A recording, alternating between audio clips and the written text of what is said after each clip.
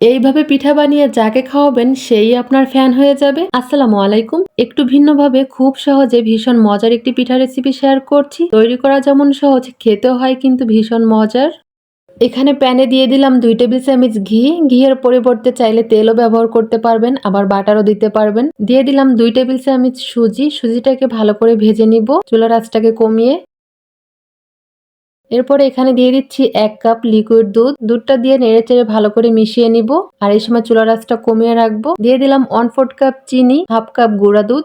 সবকিছু একসঙ্গে ভালো করে মিশিয়ে নিব। মিশিয়ে নেওয়ার পরে চুলাটাকে আবারও বাড়িয়ে দিব। বাড়িয়ে অনবরত নেড়েচেড়ে এটাকে তৈরি করে নিব। এখানে দিয়ে দিচ্ছি 1 চিমটি পরিমাণ লবণ। লবণটা দিয়ে আবারও নেড়েচেড়ে এটাকে রান্না করে নিব। পিঠার জন্য খিরসাটা একদম রেডি। এখন এটা চুলার উপর থেকে নামিয়ে নিব। এখানে নিচ্ছি 2টা ডিম। চাইলে একটা ডিম দিয়েও বানাতে পারেন। দিয়ে দিচ্ছি 1/4 কাপ চিনি। মিষ্টিটা আপনার পছন্দ মতো দিবেন। এই 1/4 কাপে হালকা মিষ্টি হবে। চাইলে আপনারা বেশি মিষ্টি খেলে হাফ কাপ চিনি দিবেন। একটু ফেটিয়ে নিলাম। দিয়ে দিচ্ছি 2 টেবিল চামচ সয়াবিন তেল। তেলটা দিয়েও ভালো করে ফেটিয়ে নিব।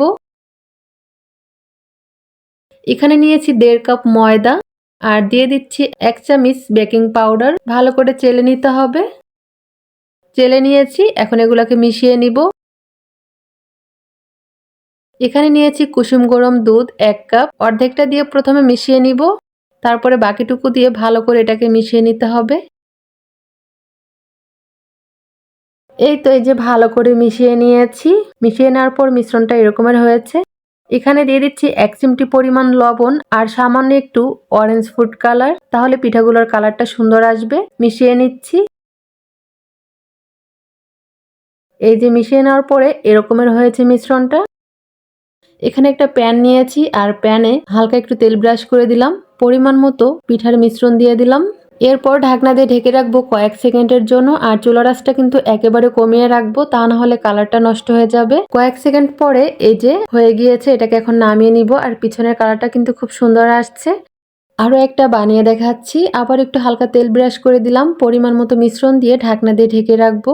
আর কয়েক সেকেন্ড পরে কিন্তু এই যে একদম রেডি। এটাকে চুলার উপর থেকে নামিয়ে নিব। আমি এগুলোকে এইভাবে তৈরি করে নিব। আর এখন পিঠাগুলো তৈরি করে দেখাচ্ছি।